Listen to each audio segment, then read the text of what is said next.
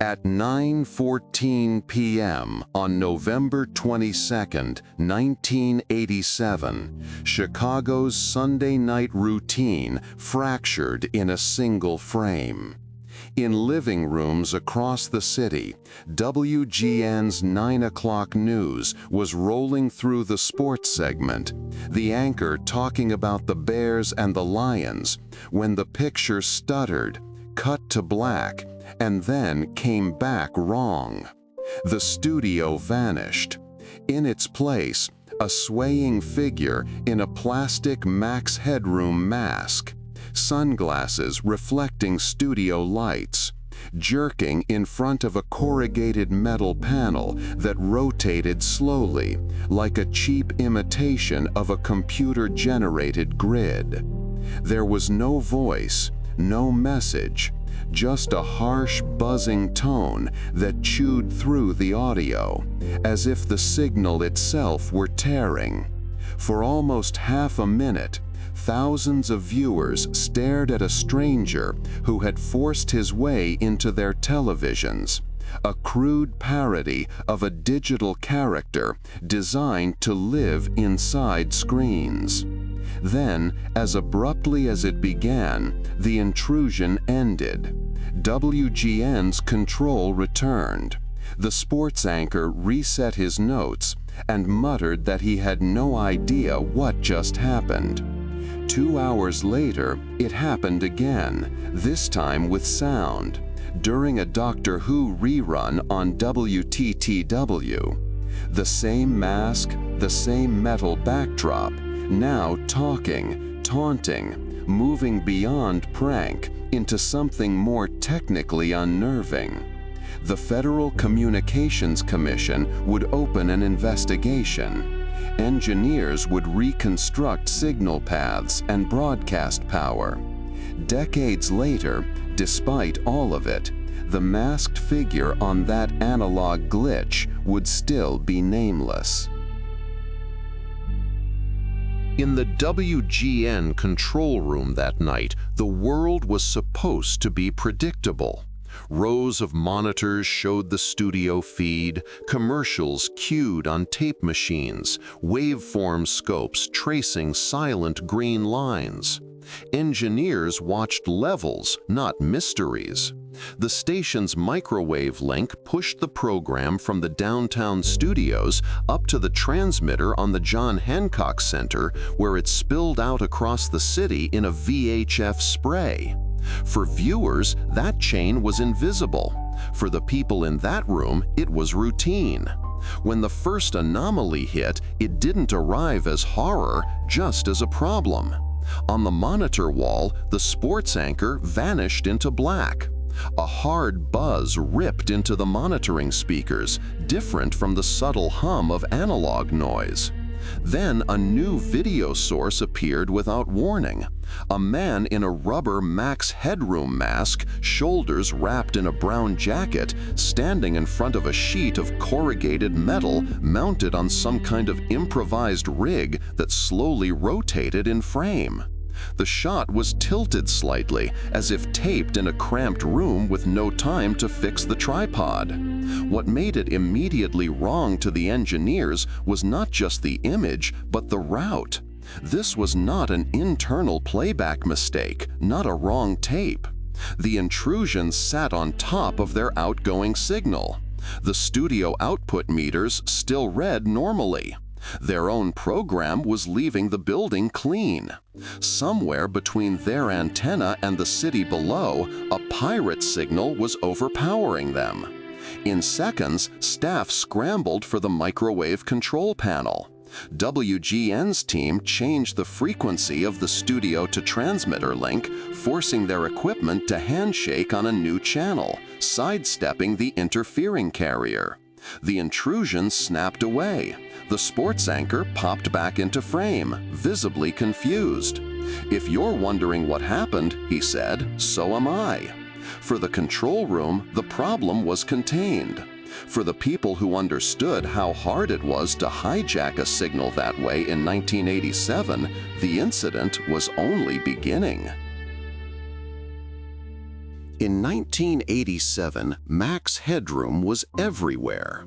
The character, a computer-generated TV host played by actor Matt Frewer, lived in glitches, scan lines, and neon grids, a manufactured AI trapped inside the system.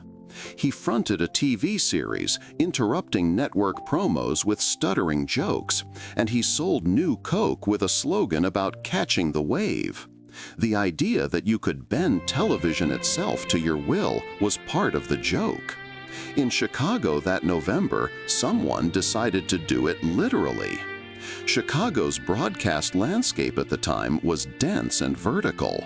Major stations perched antennas atop skyscrapers, WGN on the John Hancock Center, WTTW on the Sears Tower. The city's concrete and steel reflected signals, but line of sight still mattered. To reach those receivers, you needed power, directionality, and a precise understanding of where the studio feeds traveled and how strong they were. This was not the territory of casual pranksters. It was the environment of engineers, radio hobbyists, and people who knew the geometry of the skyline. The masked intruder's choice of costume was more than a pop culture joke. Mac's Headroom's visual language was built from flicker, detuned horizontal sync, metallic surfaces, and artificial backgrounds. The pirate broadcast reproduced a low-budget version of that grid with physical hardware, corrugated metal instead of CGI, a motor instead of rendering software. Even the bad audio fit the aesthetic, sounding like a warped imitation of digital distortion in a world where most households were still fully analog. Investigators would later note that whoever staged the intrusion understood not just broadcasting, but symbolism. They used a character associated with hijacked media and turned him into the face of an actual hijack. For WGN staff, however, the symbolism was secondary. They had just watched their microwave link get overpowered in real time. Somewhere within the city's line of sight, an unauthorized transmitter had declared its presence and then gone silent, leaving them with only a few seconds of tape and a long list of technical questions.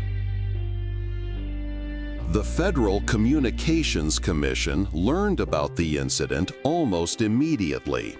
Broadcast signal intrusion was not a theoretical offense. It was a federal violation with clear penalties, including large fines and possible jail time.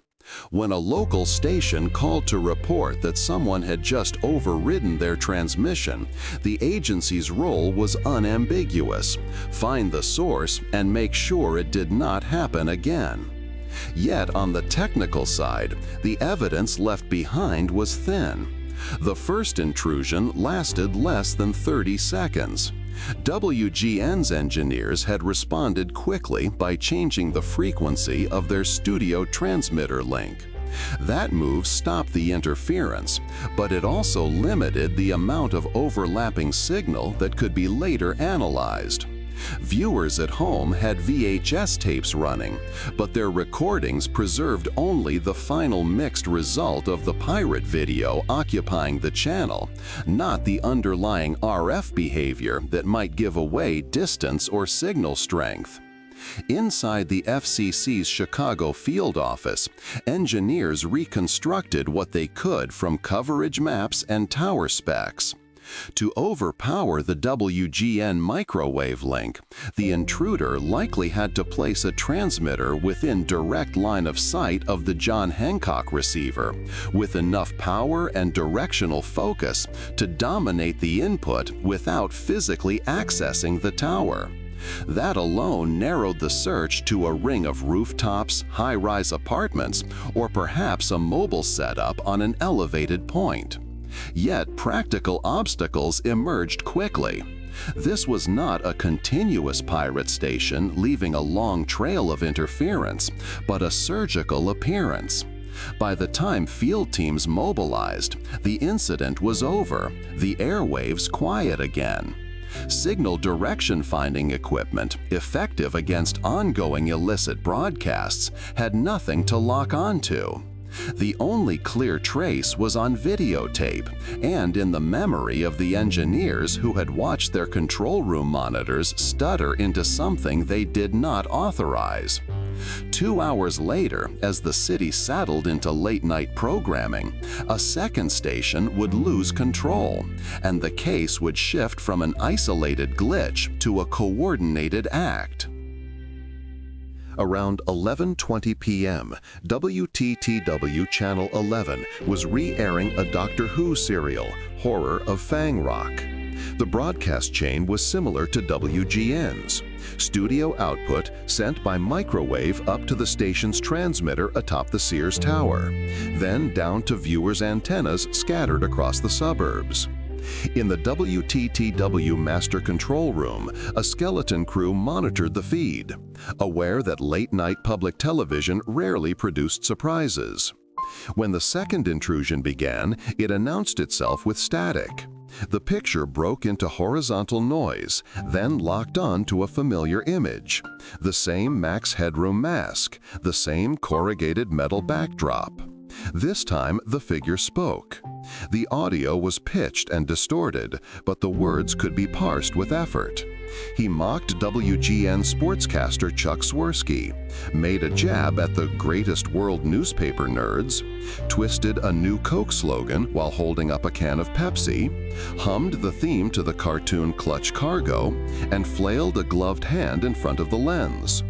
In WTTW's control room, technicians stared at the monitors, realizing this intrusion was not hitting them at the studio. Their outgoing signal meters showed a clean program feed. The problem was again at the transmitter end. Unlike WGN's earlier incident, there was no engineer on duty at the Sears Tower site who could quickly adjust the link or swap to a backup path. In that gap, the intruder had chosen their moment.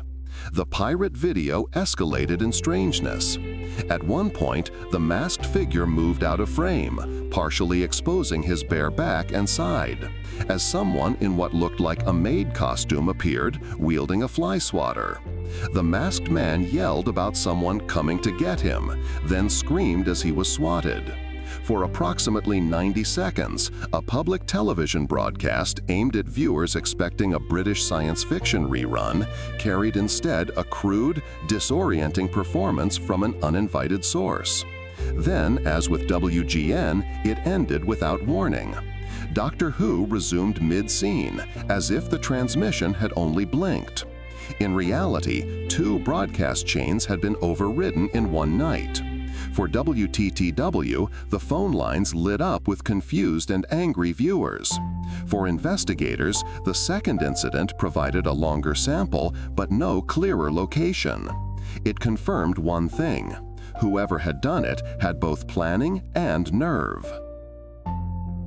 In the days that followed, the incident moved from rumor to headline. Local newspapers ran stories about video pranksters and signal pirates, quoting FCC officials who warned that the culprits, if caught, could face heavy fines and jail time. National broadcasts mentioned the event as a bizarre footnote to the news cycle. 2 Chicago stations hijacked by a masked figure, motive unknown. It was the kind of story that seemed tailor-made for a character like Max Headroom and yet belonged fully to the real world.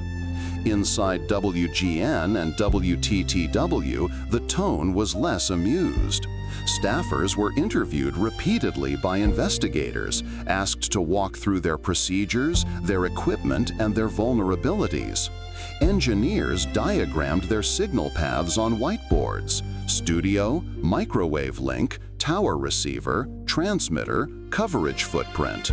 They walked FCC teams through access protocols at both skyscrapers, pointing out who held keys, how often contractors came and went, and what physical security measures existed at rooftop installations in 1987. On paper, a simple explanation hovered: an inside job. A technician or contractor with access to a tower could, in theory, patch a tape or live camera into the chain between receiver and transmitter. Yet, when logs and key records were checked, no obvious suspect emerged. WGN's first incident seemed more consistent with a microwave link being overpowered from outside. WTTW's second hijack, hitting the Sears Tower transmitter when no engineer was present, fit the same pattern. An external signal, timed to strike when on-site intervention would be slow or impossible. The more investigators studied the case, the more a hybrid profile emerged. The perpetrators appeared to have broadcast engineering knowledge, enough to understand link frequencies and line-of-sight constraints. They also seemed to be watching real-time programming closely, choosing a high-visibility news segment and a cult science fiction show that catered to a late-night, technically literate audience. Whoever they were, they did not simply drop a tape into the wrong machine. They had built a miniature broadcast operation in the shadows and pointed it at some of the tallest structures in the city. For analysts who later dissected the recordings frame by frame, the pirate broadcast functioned like a technical crime scene. The visual noise, the way the frame drifted slightly, the reflections on the mask's plastic surface, each detail hinted at the environment in which it was shot.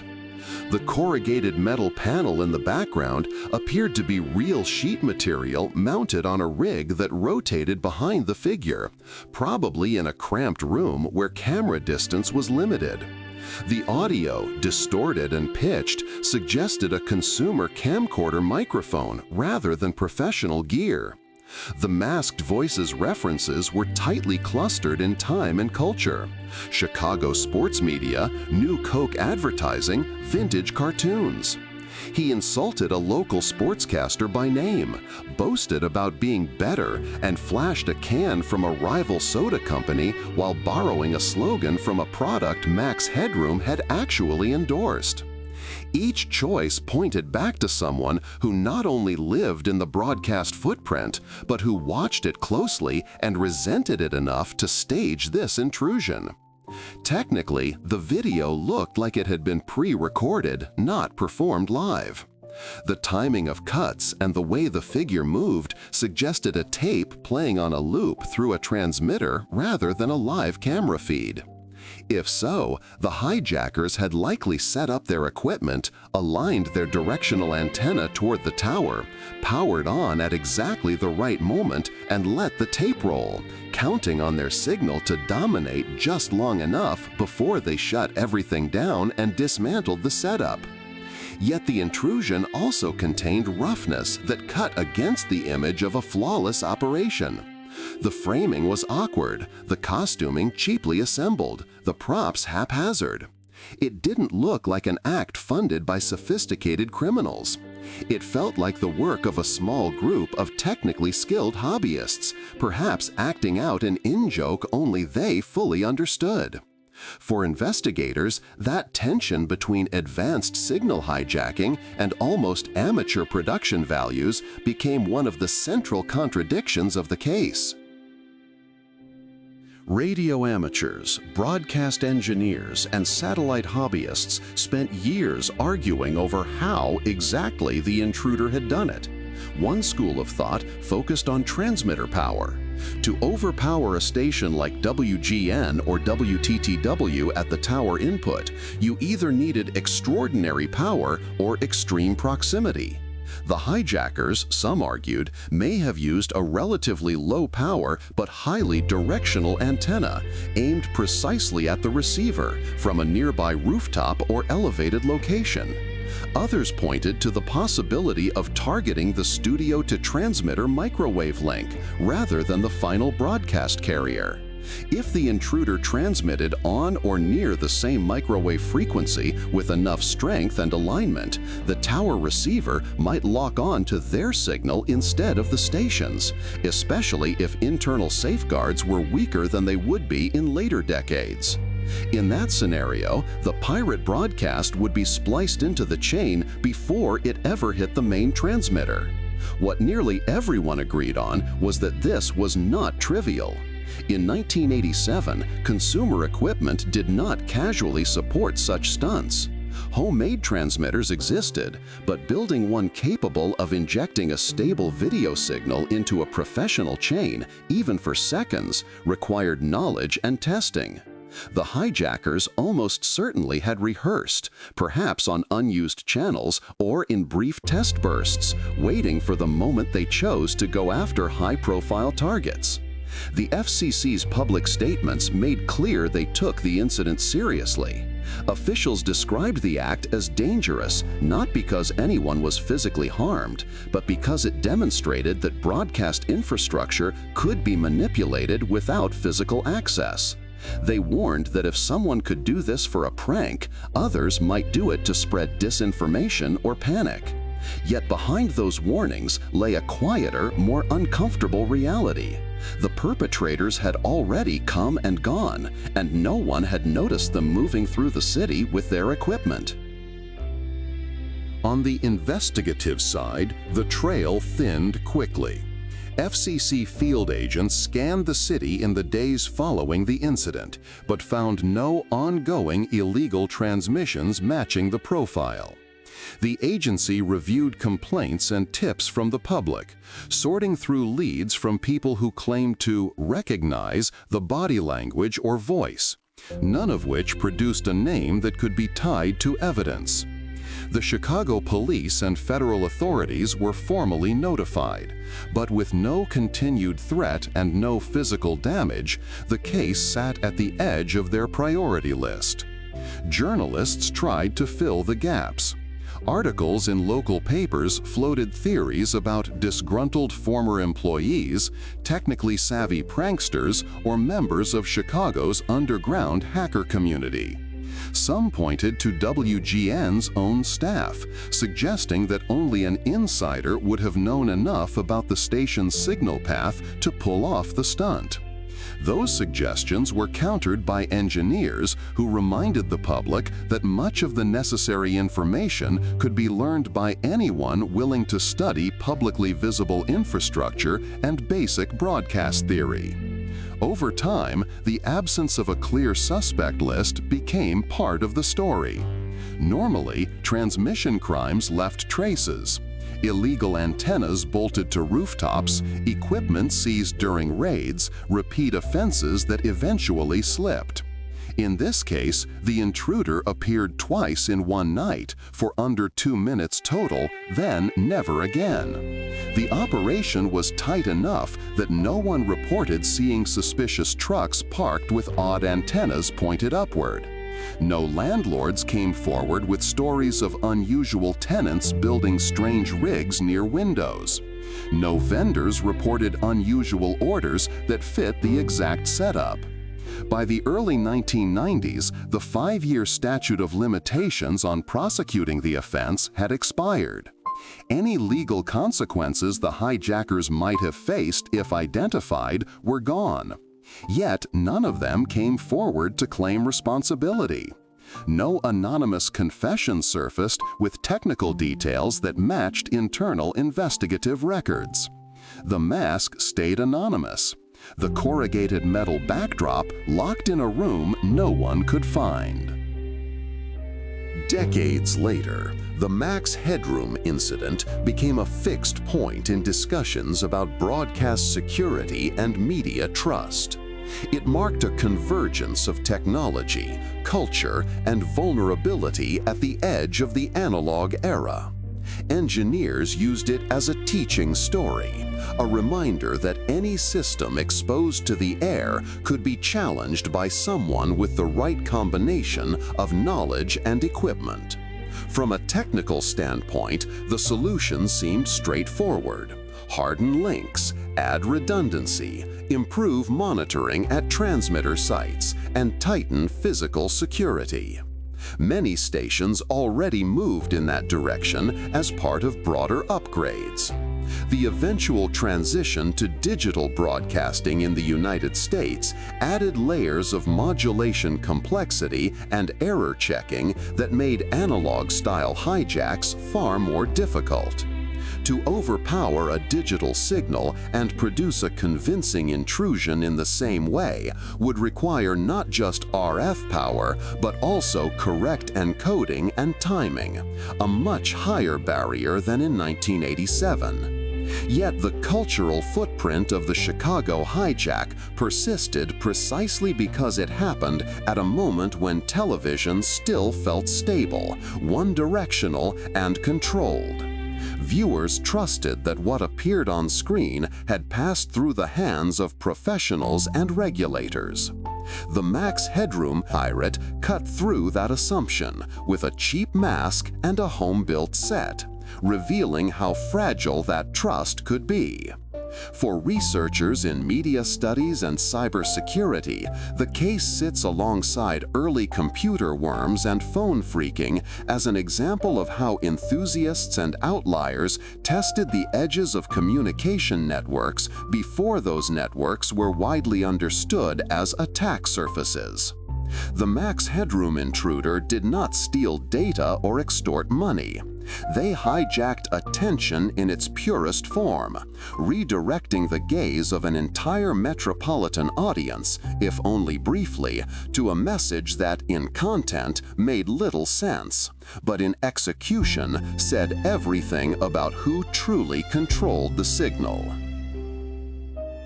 The surviving recordings of the incident owe their existence to ordinary viewers. In 1987, home VCRs were common, but not universal.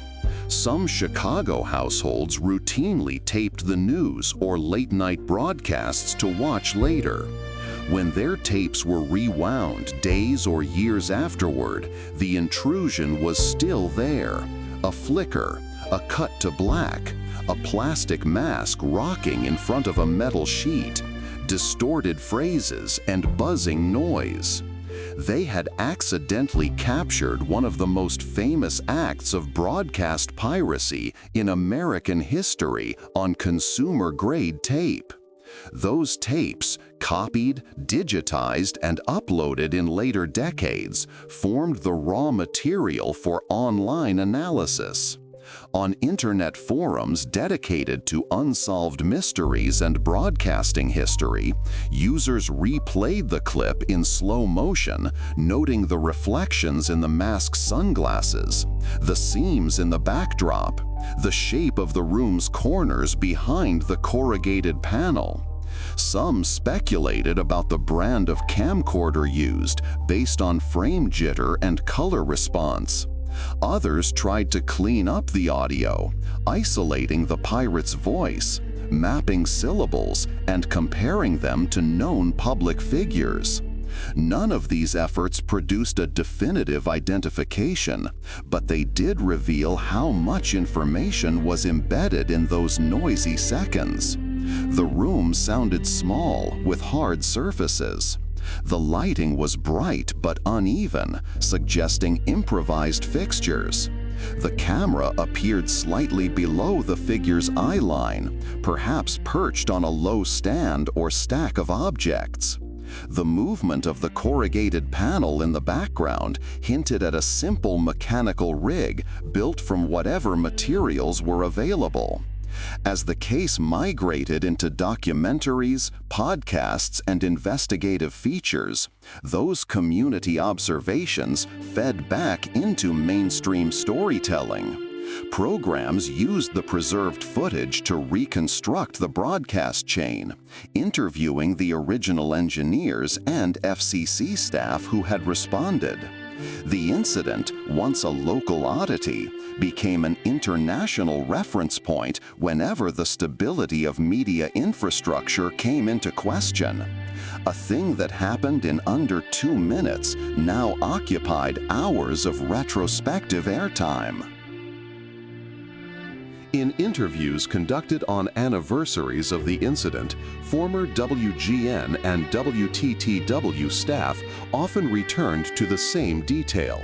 The feeling of watching their own professional environment be rewritten in real time by someone they could not see.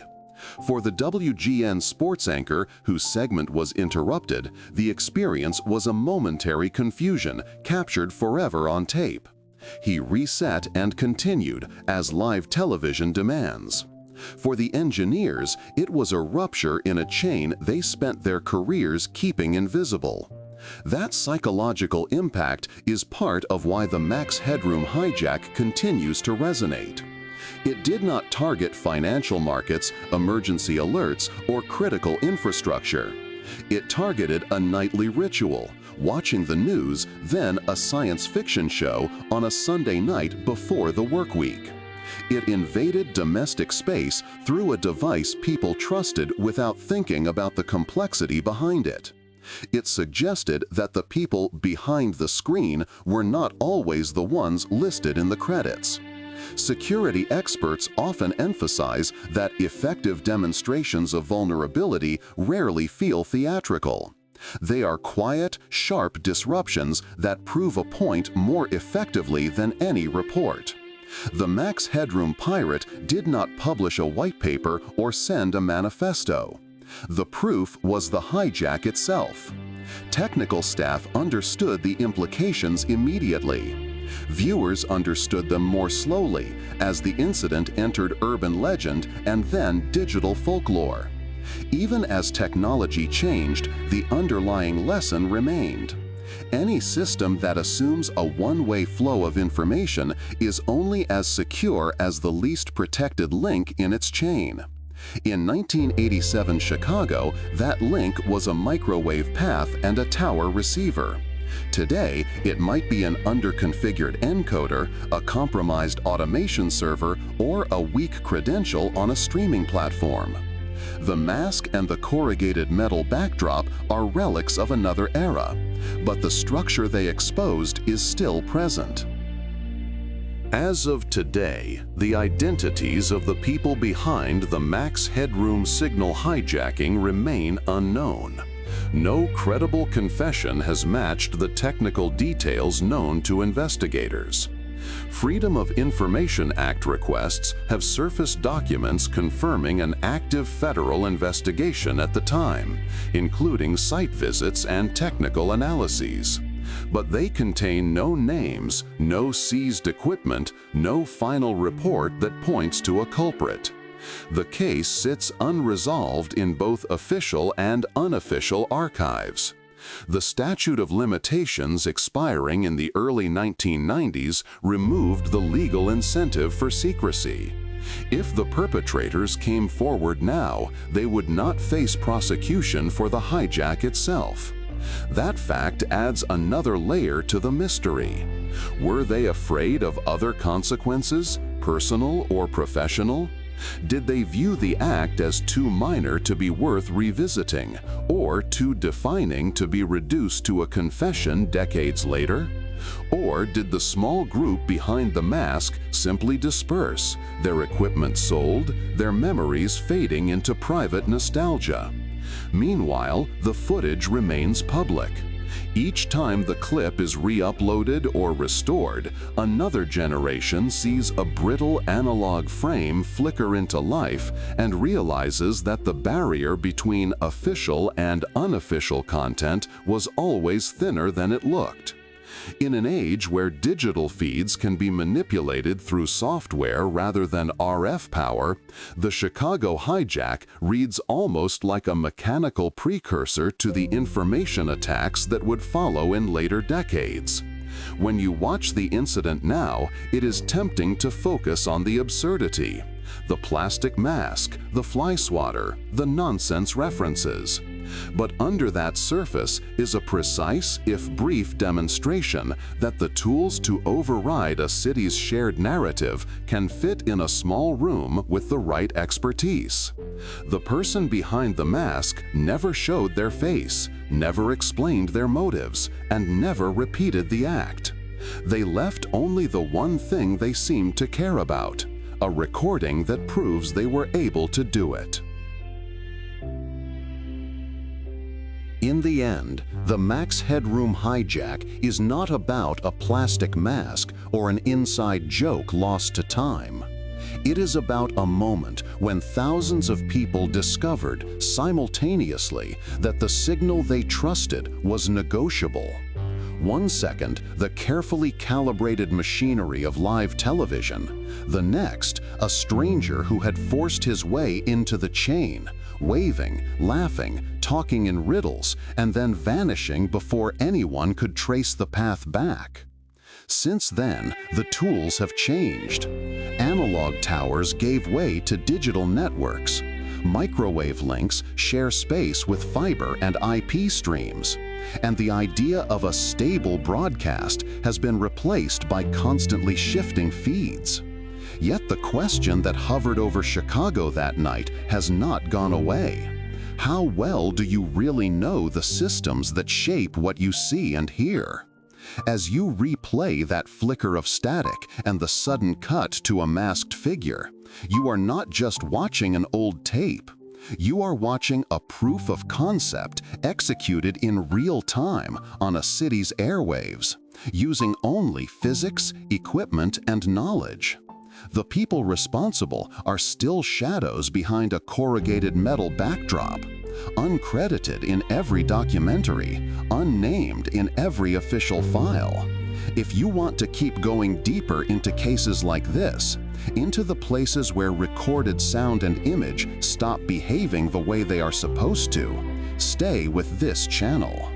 Below Static tracks the documented failures in our communication systems, signal intrusions, vanished calls, unexplained gaps in transmissions.